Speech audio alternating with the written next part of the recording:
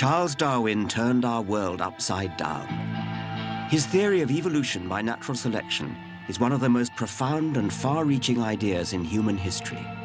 It's also, alas, one of the most controversial.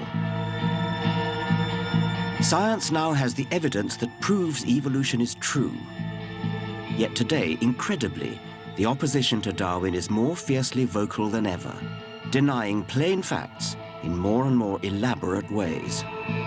You haven't seen it, and I haven't seen it, so please stop calling it science. If we have gone from slime to human beings, there should be an overwhelming amount of evidence. You are a teacher of science, and you think that the Earth is less than 10,000 years old. Yes, I do. In this program, the increasingly aggressive backlash. Right now, your destiny is all f***ed up, f***ing atheist. The battles that I think really matter. We can't get into the business of knocking down kids' religions and the religions of families. Why not, actually? Why not? Because... And how the first man to understand evolution himself wrestled with religious faith. For Darwin, the problem was close to home. His beloved wife was a devout Christian. Today we have public battles as we confront the ranks of religious fundamentalists eager to attack Darwin's great legacy, which they just don't understand.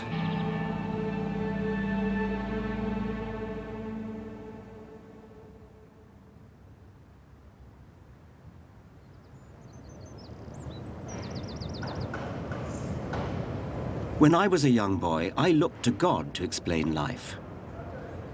And then I was introduced to Darwin and evolution by my father. At first, I didn't get it. It didn't seem possible to me that something so simple could explain so much. But then I learned about it a bit more, I thought about it a bit more, and then suddenly the penny dropped. I really got it. This incredibly simple theory really was capable of explaining everything about life, the beauty, the complexity, the diversity. And then I thought, well, if science can explain something so apparently inexplicable as life, who knows what the limits might be on what science could explain more generally, without any recourse to the supernatural. At that moment, I became an atheist, and I've never looked back.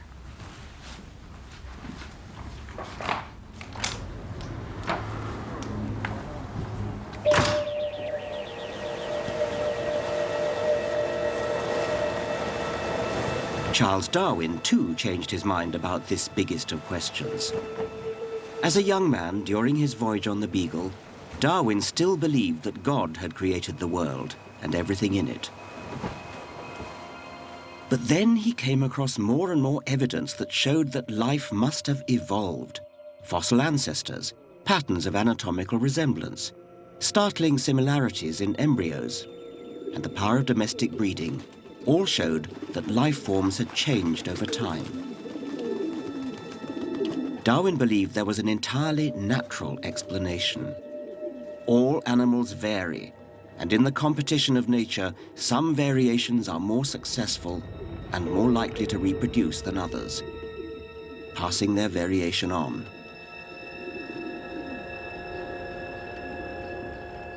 Here in his study at Down House, Darwin grasped that the religious story of creation ran against the evidence of the natural world. With evolution, God just wasn't part of the picture. But there was a problem for Darwin. His wife Emma was religious, and the trouble began soon after they got married in 1839. Emma wrote him a letter describing her deep faith. But Darwin was no longer convinced there was a God. He agonized over the letter and scribbled on it, "When I am dead, know that many times I have kissed and cried over this." Darwin never criticized religion directly in public. I think he didn't want to hurt his wife's feelings. Instead, he let his science do the talking. He predicted that science would bring about a gradual illumination of minds. Yet, sadly today, it seems harder and harder for people to see the light.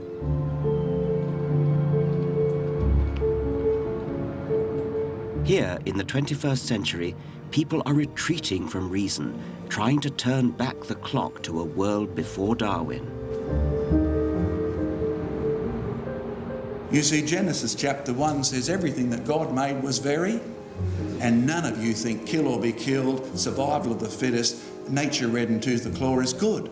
Is the world really 6,000 years old? Do you realise up till Noah's day, people lived to be nearly 1,000? You don't die because you get old, you die because you're a sinner. Up till Noah's day, there's no record of rain. The Australian John Mackay is a celebrity among evangelical Christians.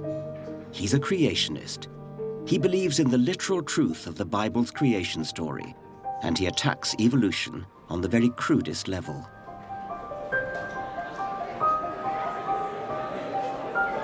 So I didn't grow up brainwashed with this. It's the result of finishing my university course, listening to students say, if evolution is true, why can't we see it happening? Third-year genetics question to the professor.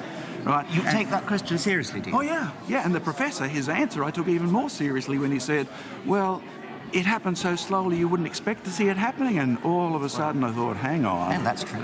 Good. So in other words, what you don't see happening is not science. It's unobservable, and you were the first person to admit it on PBS. See.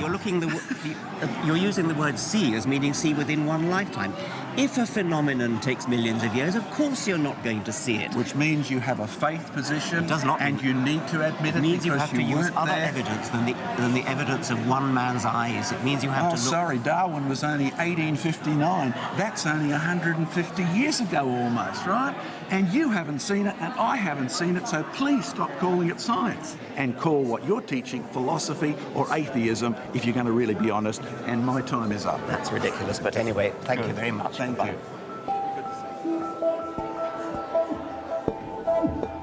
The refusal to believe in anything you can't see yourself is absurd. Think about it. I never saw Napoleon with my own eyes, but that doesn't mean Napoleon didn't exist.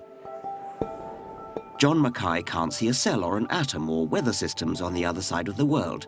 Does that mean they don't exist? Darwin didn't just trust his own eyes. He checked his theory against evidence gathered through extensive correspondence with naturalists across the world.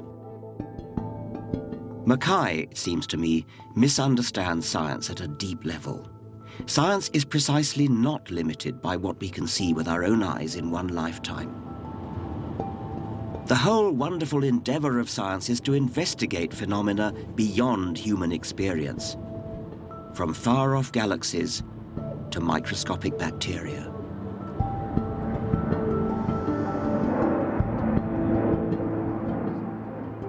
Creationism's next best strategy is not flat denial, but to claim there is evidence against evolution and that a genuine debate is yet to be had.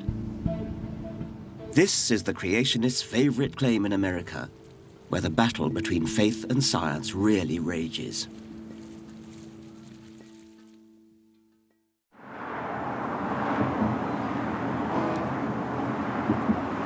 Charles Darwin's struggle with religion was private. Today, the battle has become public.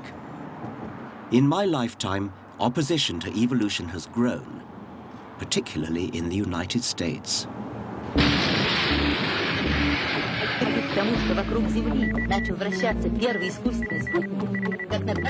50 years ago, the Soviet Union launched Sputnik, and the space race began. In response, the Americans made science priority number one. The government poured money into science education. For the first time, evolution was taught in every classroom in America.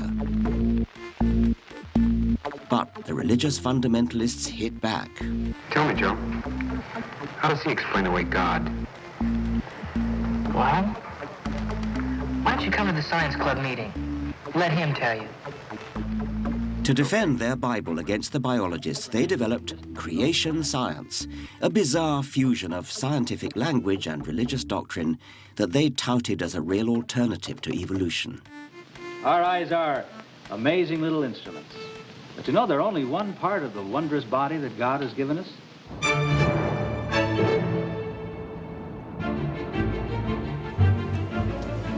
I worry that this is brainwashing, not science. And I've felt compelled to take a stand. 40th floor. My book, The God Delusion, has put me firmly in the front line in the battle between religion and reason. Can I sign in, Richard Dawkins? Hello, hello. I'm one of your biggest fans. Can I speak to the #1 British intellectual? I've read all your books. Have you? That's very kind. Thank you. Can I touch the hem of your gown? The most powerful nation on earth is polarized. At this conference of atheists, I'm treated almost like a rock star. But there are sections of American society that would happily lynch me. Are you religious at all? I mean, do you pray? No, of course not. You're not? You're not religious at all? Do I look religious? I hope you die slowly and you burn in hell, you damned blasphemy. And you should realize that your entire life has been a delusion and that right now your destiny is all up, atheist. Go yourself. You, sir, are an absolute ass. Your feigned intelligence is nothing more than the fart of God. You suck. Go burn in hell. Satan will enjoy torturing you. Christian living for God. There is a God, her created all of us. The only one who is blinded are the unsaved and stubborn. Everything Darwin said is wrong and evolution has never been proven and nothing is evolving now. The Bible is the best book. Nothing even comes close to its accuracy, and if you think God's judgment is bad, the devil has worse in store for all unbelievers. No punctuation at all in that one. Doesn't scare me. I mean, I rather pity these people. They react in a way that sounds defensive and actually really rather pathetic. Ha-ha, you dumbass. I hope you get hit by a church van tonight and you die slowly.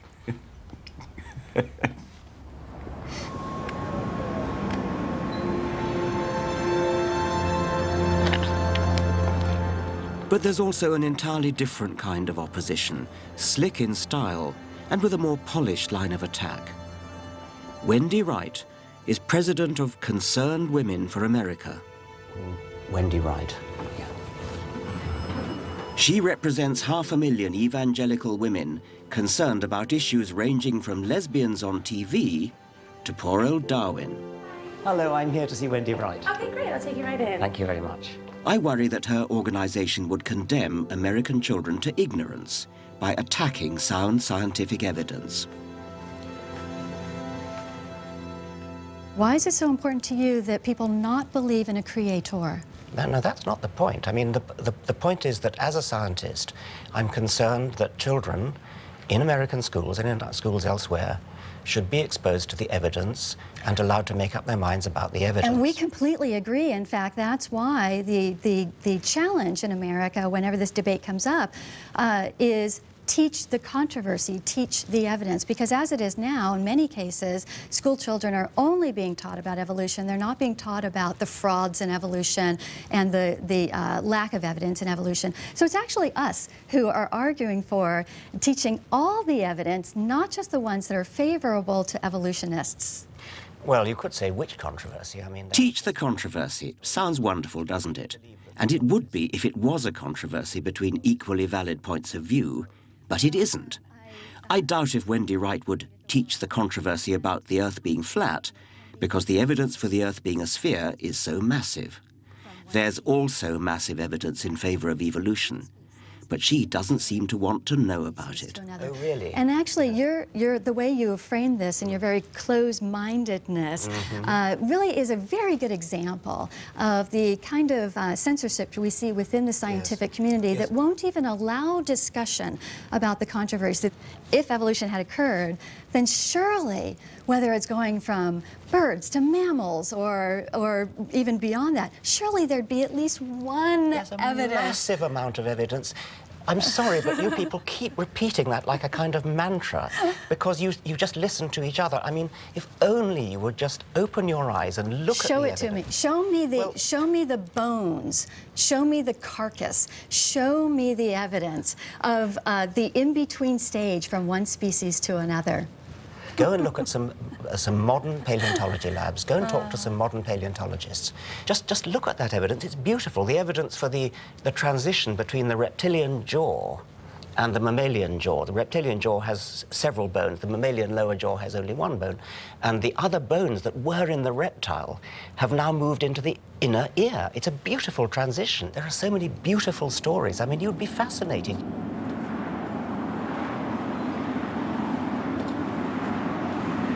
So, is there evidence for evolution or isn't there? Let me show you.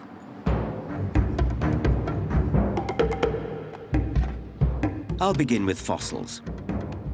There are now literally millions of fossils in museums all over the world. They've been dated and documented, and the relationships between them analysed. When mapped out through time, the anatomical connections can only be explained by evolution. All life is related in a vast family tree. Fossils also show how life forms change over time along individual branches of the tree. Look at these skulls. The so-called missing links show the growth of our ancestors' brains over the last 3 million years, as we evolved from something like a chimp on hind legs to modern humans. But there's even more convincing evidence. There is a code of 4 chemicals in every cell of every living thing, DNA. Today, machines like these can analyze and compare DNA with absolute precision. So Darwin's theory can be tested. Is it true? Yes. The results match the fossils. DNA links all life through the code, and the more closely related 2 species are physically, the more similar their code. This is just part of the mountain of evidence that supports evolution. Some religious people just don't know enough about it, but some do, and their strategy is even more bizarre. They see God's infallible hand in everything. Well, the evidence that we have is the same for both of us, but whereas you might see fossils as evidence for evolution, I might well say this is evidence for a worldwide flood. Would you want someone like this teaching your children science in Britain in 2008? This is Nick Cowen, chemistry teacher at a well-respected northern grammar school. And he uses American creationist material in his general studies class. But you know, it's not just fossils, don't you? The molecules of DNA, the molecules of protein that you look when you look at a mole and a rat and a kangaroo and a human and a monkey, they're all hard molecules that you can see just as you can in your chemistry teaching, and they fall on a perfect family tree. It all fits, it's so elegant, and you as a scientist would appreciate it if only you could remove your blinkers and look at it as a scientist should. How old do you think the world is, by the way? I don't have a... if I said less than 6,000 years, you probably feel this man is crazy. But I've had a look at this. I don't know. The dating methods we have are flawed in their methodology. You are a teacher of science in a major British school, and you think that the Earth is less than 10,000 years old? Yes, I do. I would rather believe God, who was there, who's told us, than scientists who are fallible, who don't know the past, who weren't there. And again, all I'm doing is... This is a classic old chestnut. God is infallible. Therefore, the Bible is right. It's as if I claimed Darwin was infallible, so what he said was always right. Luckily, scientists don't work that way. We sustain our ideas not through sacred texts, but through reason and evidence. And again, all I'm doing is bringing healthy debate into the science lesson. We have about a dozen different radioactive clocks, and they all point to roughly the same answer, which is that the world is between 4 and 5 billion years old. And when you say God told us, you're talking about a particular document for which there is no particular historical authenticity, and you're putting that above the whole of science, and you are a science teacher. If there is a God, his word must be more important than the work of fallible human scientists. I'm all in favour of teaching children to think for themselves and to question for themselves. That's great. But there are limits to that. And I think that when the evidence is so massive, you owe it to the children to teach them what the evidence is.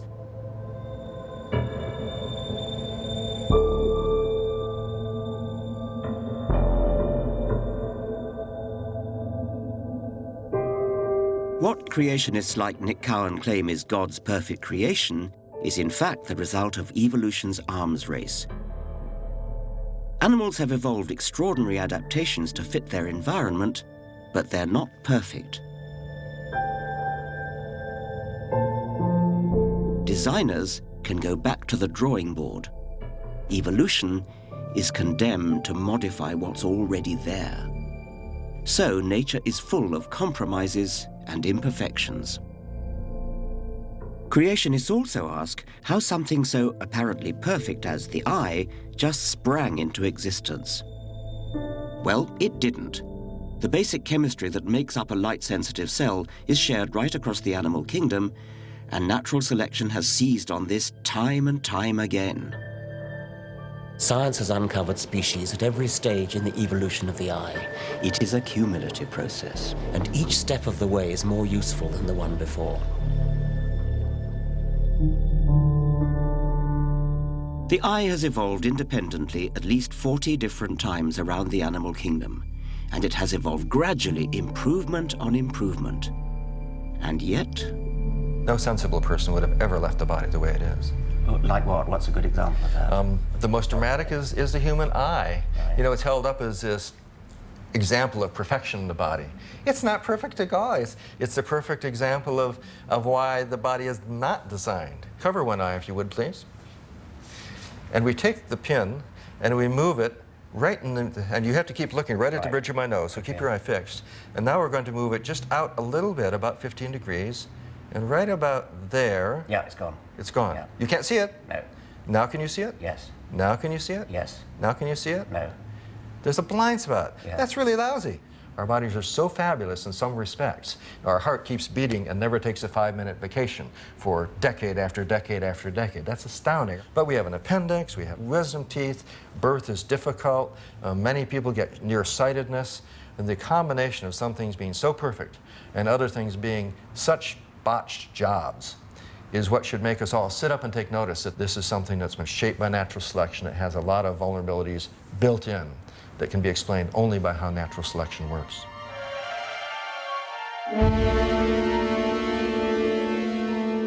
So our botched, compromised bodies are themselves evidence of evolution. They're shot through with history. Evolution is a fact. It's documented by science to the same degree Napoleon is by history. Some things are just true. They're not a matter of choice or opinion. But you'd never guess that in the place where this matters more than anywhere, in our schools, where the teaching of evolution has become a hugely sensitive issue for science teachers. This is multicultural Britain, and one of its fault lines runs straight through our children's classrooms. How do we reconcile scientific truth with the deeply held convictions that bind religious communities?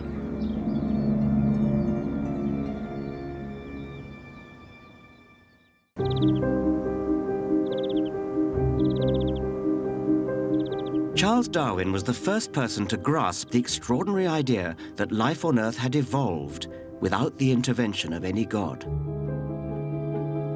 And I've always been intrigued by how he himself wrestled with what that meant for religion. Darwin was deeply worried about how religion spread, not through reason and evidence, but by being seeded in children's minds at a young age at school.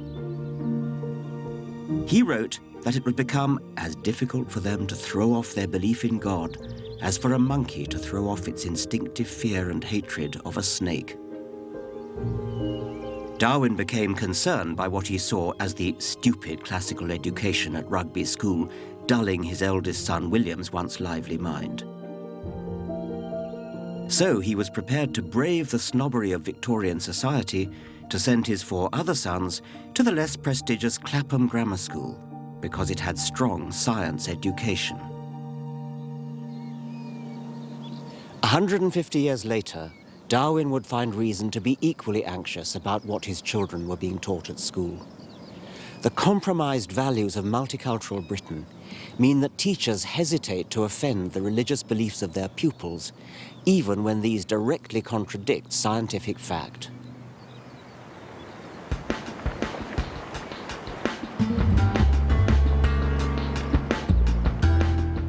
Earlier in the series, I took a science class from Park High School in North London, fossil hunting. I was amazed by their lack of knowledge and understanding of evolution. So, what do their science teachers have to say about this? I worry they're tiptoeing too respectfully around traditional beliefs. Some kids just won't accept it. You know, that they're brought up in families where they just don't believe it, and that's an end to it. There's no lack of understanding of it necessarily. It's just, you know, we can't get into the business of knocking down kids' religions and the religions of families. Why not, actually? Why not? Because because we teach science, and I would not feel comfortable talking about anything but science. So if I present the scientific case and I make sure they understand the scientific case, I think I've done my job. Yeah. But their acceptance of it is a separate issue. For some students, truth isn't something they see coming through science, even though our emphasis is on ideas and evidence to support these ideas. A lot of students have a religious narrative that's very important to them. It's an important part of their life, through their family and their culture. Would it be too unfair to suggest that these well-meaning teachers are running scared? Who could blame them? Obviously, what we believe is affected by our upbringing. But that doesn't mean we can't change our minds. We all have the right to see the evidence and re-evaluate our beliefs. These science teachers shouldn't be afraid to spell out the scientific truth derived from evidence. I don't see that we can expect to convince them just by showing them the evidence. Really? Why not? Well, because they've got other evidence which they've been brought up with throughout their lives. But that's not evidence. No, to them it's evidence, though, isn't it? Yeah. And to their parents. We're talking about something very fundamental here. We're talking about young people. We're talking about identity. It's not our place to fly the banner of science and say there's no room for anything else. All we can do is present science. This is a way of thinking. This is science has given us so much. This is one way of interpreting life. We believe this is interpreting. We believe this is the way because we are scientists, but it's not my place to tell you that you're wrong. We believe it because we're scientists. Do you really mean that, or do you mean we believe it because the evidence is there in the rocks? That's what I'm saying. That's yes, because I'm a scientist, and that's the way I view the world. No, it's not because you're a scientist, is it? I mean, it's there. The evidence is there. Their evidence is not there. It's just made up.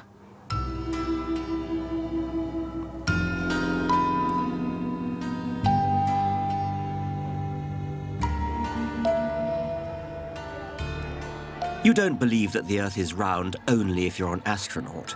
You don't believe Napoleon existed only if you're a historian. You believe these things because they're facts proved by evidence. Evolution is also a demonstrated fact.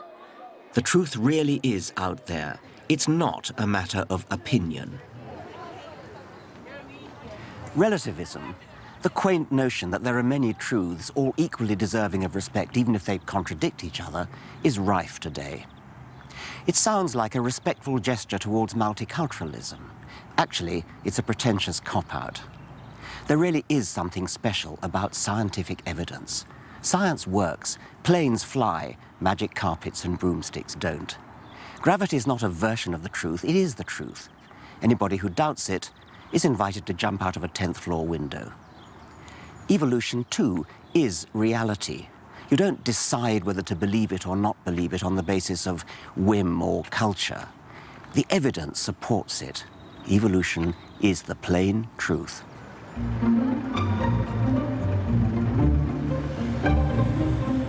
Where has all this wobbling come from? Well, it started right back in the 19th century, in Darwin's time.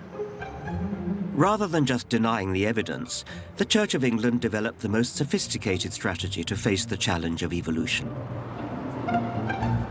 It saw evolution as one truth within a bigger one, and embraced Darwin in what one might call a comfortable relativist fudge. Science would explain the workings of nature, and God could take the credit for getting science started in the first place. It's a subtle argument put forward by the most powerful Christians in the world. Let's take it on in its modern guise. Darwinism as a theory of how evolution works, a highly plausible, highly credible theory about biological history. I don't have a problem with that. Do you see God as having any role in the evolutionary process? For me, God is the power or the intelligence that shapes the whole of that process. As creator, God's act is the beginning of all creation. So by setting up the laws of physics in the first place, in which context evolution takes place? Things unfold within that. What about intervening during the course of evolution? I find that rather suggests that God couldn't have made a very good job of making the laws of physics in the first place if he constantly needs to be adjusting the system, adjusting the works. And I think that's a slightly different question. But there's a problem for the Church of England. Isn't it trying to have its cake and eat it too? But trying to have both God and the laws of science means that one or the other is compromised.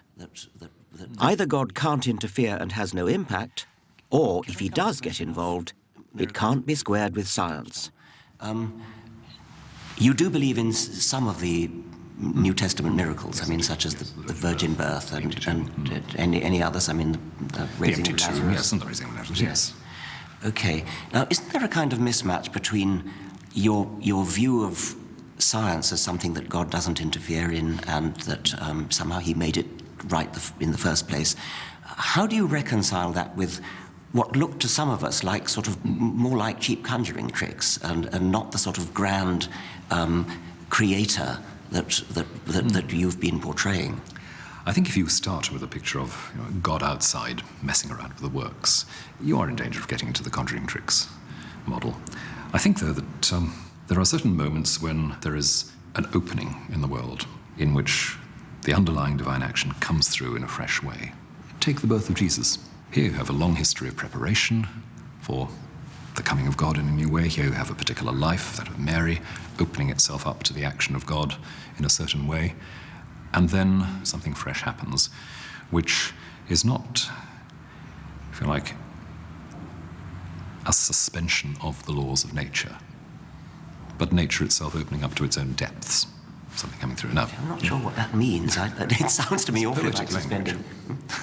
Poetic language. It's poetic language. And I realise that there are ways of talking about that which do simply sound like God interrupting things. I mean, I, of course, love poetic language, but there does come a time when you worry that people are going to misunderstand it as... Or that it's a way of wriggling out of hard questions. Well, I mean, it's one thing to say, in some poetic way, it was sort of right that Jesus should have been born of a virgin, but when you say, I actually believe it happened, that's a statement of fact. That's a statement of scientific fact. It happened. It's true or not, yes. It's true or not, and I don't think you can really wriggle out of that by doing some poetry, but much as I love poetry. On the one hand, I've got a lot of sympathy with the decent, middle-of-the-road, moderate Christians. On the other hand, I sort of feel that the decent, middle-of-the-road Christians are tying themselves in knots, trying to have it both ways, trying to have both God and Darwin. And in a sense, they're opening the door, letting in the rabid creationists by making it respectable to believe things on the basis of faith rather than evidence.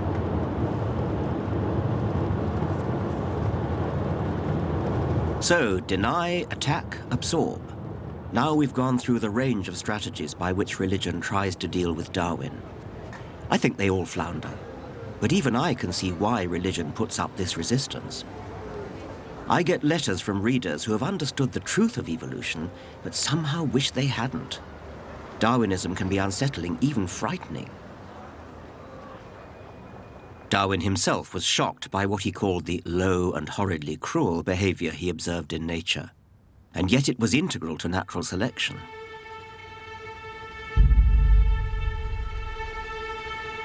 One piece of research shook Darwin to his core. He knew how some insects like this parasitic wasp lay eggs in the larvae of other insects so that their young, when hatched, can feed on them. They also sting each part of the prey's nervous system so as to paralyze it, but not kill it, to keep the meat fresh. So the victim may be aware of being slowly eaten away from inside, but unable to move a muscle to do anything about it. How do we face this deeply disturbing truth? Duck under a security blanket of faith in God? But then, Darwin wondered, what kind of God would create an animal that can only exist in this horrible way? Isn't it better to embrace reality, bleak as it sometimes may be, than to avoid it and live a lie? In the teeth of life's hardships, Darwin was determined to live authentically. He hadn't just observed suffering as a scientist, he experienced it himself in his own life.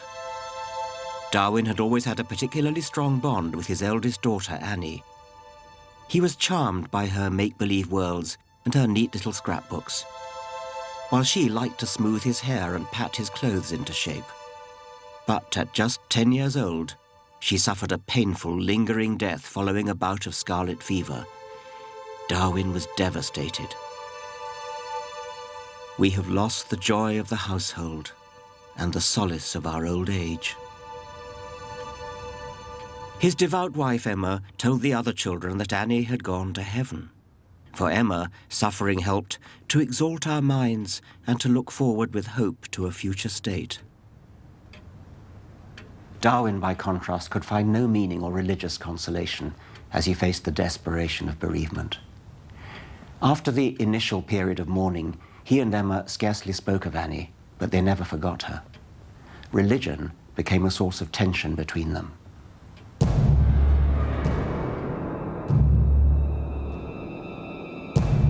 Finally, I think the tension had to spill out. In his 60s, Darwin wrote an autobiography in which he revealed his anger at what he called the manifestly false Bible story.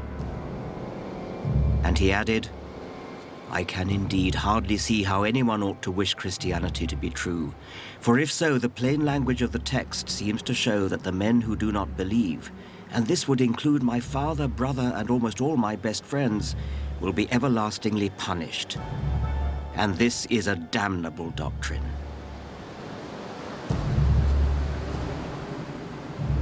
Though his autobiography was written for his family, Darwin must have known it would be published after his death. And he grasped the opportunity to finally say in public what he had long struggled with in private. But if Darwinism demolishes the religious delusion, what can go in its place? How did Darwin himself find consolation in a godless universe?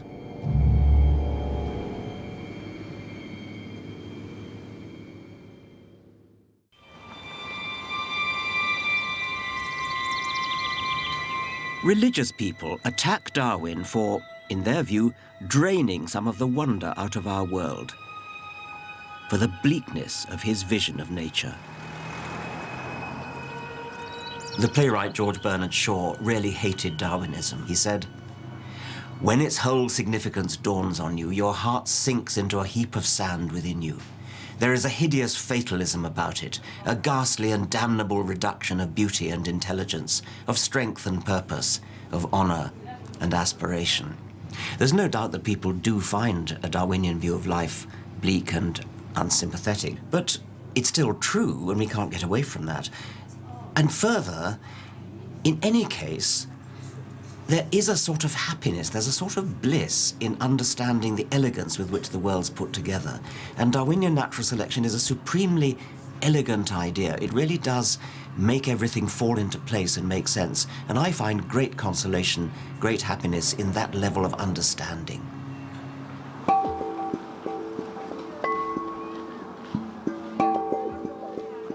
Just ponder for a moment Darwin's central idea, the tree of all life, now verified as fact by our decoded DNA. It means we are related to every living thing on the planet. And what's more, we are descended from ancestors who were winners, adapting in any way possible to survive and pass on their genes.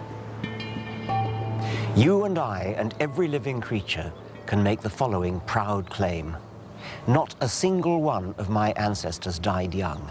Not a single one of my ancestors failed to copulate. Plenty of other individuals died young and failed to copulate, but they didn't become ancestors. It's blindingly obvious, but from it much follows. It means that every single living creature has inherited the genes of an unbroken line of successful ancestors.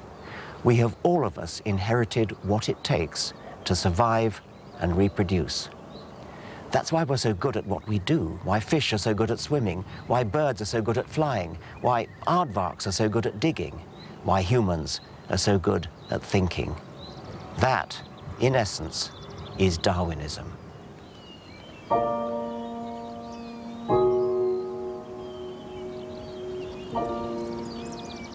Darwin had to bury 2 more of his children in his lifetime. Another daughter and a son died in early infancy. In memory of Mary Eleanor and Charles Waring, children of Charles Darwin. Darwin confronted grief in his own way. He found solace, I think, in the very earth in which he had to bury his children. For his last book, he turned to earthworms. Darwin was fascinated by how little by little, over huge lengths of time, their slow turning of the soil churned the whole surface of the earth. Nature's ploughs had their own extraordinary underground economy, a damp, dark, life and death struggle, to which we humans were totally oblivious. I doubt, Darwin wrote, whether there are many other animals which have played so important a part in the history of the world.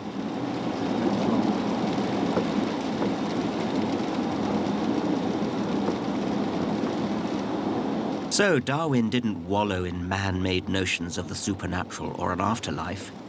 His down-to-earth wonder at nature was his cure for loss of faith. I'm going to visit someone with a similar outlook, the philosopher Dan Dennett.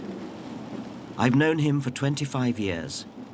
We're the same age, but I think of him as a kind of intellectual elder brother. But recently, he had a brush with mortality. There was a terrible crisis with his heart, and his friends were all told that he was going to die. It was a very scary moment. Afterwards, when he was recovering in hospital, he made the point that many of his friends had said that they prayed for him, and he thanked them, but then added, "And did you also sacrifice a goat?"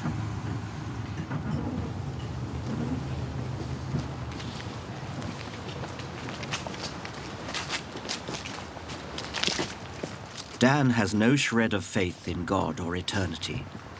Does he think his Darwinism would deny people comfort? I think it only undermines a crutch that they don't need, and that's the crutch of an absolute immortal soul. That's an idea that a lot of people think is very important. And what it does, of course, is it replaces it with the idea of a material, mortal soul.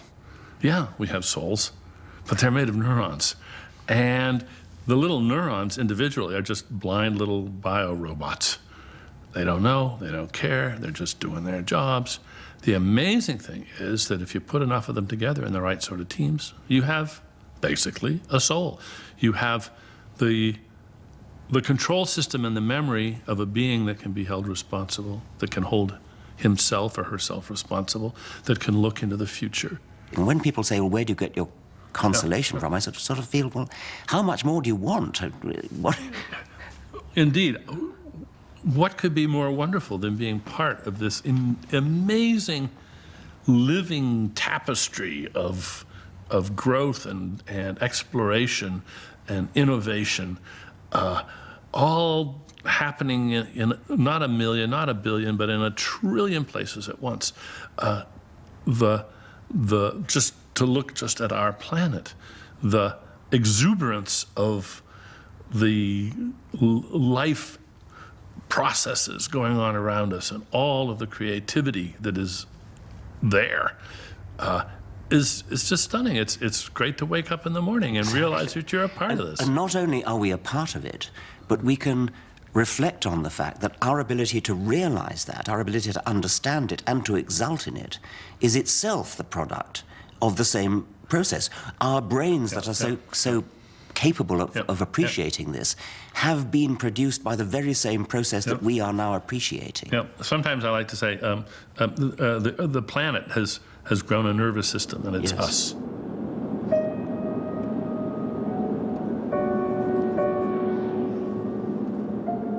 Charles Darwin died in 1882.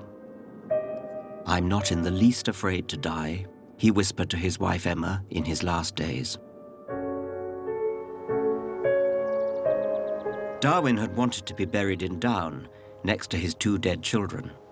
In the event, however, the scientific establishment insisted on the accolade of burial in Westminster Abbey. A host of scientists, philosophers, and celebrities attended on the day. In true C of E style, the church attempted to absorb the man who had brought down the house. Yet, even so, the Archbishop of Canterbury turned out to be indisposed, and the God-fearing Prime Minister, William Gladstone, pleaded prior engagements. Perhaps not for them the funeral of the scientist whose work, more than any other, has proved the biblical creation story shallow and wanting.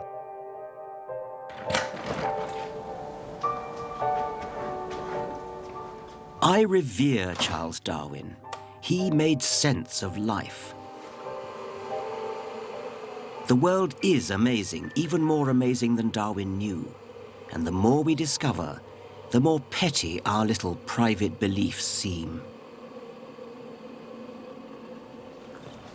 Does Darwinism leave a gaping hole where religion once was? No, rather it opens our minds to a world of majesty, the real magic all around us. Not based on uncertain faith, but sound science. In this handful of soil, there are about 25 billion bacteria. That's 4 times the entire human population of the planet. We humans and the animals we can actually see are a tiny fraction of life on Earth. In the perspective of the universe, the vastness of the universe and of geological time, we are insignificant. Some people find that thought disturbing, even frightening. Like Darwin, I find the reality thrilling.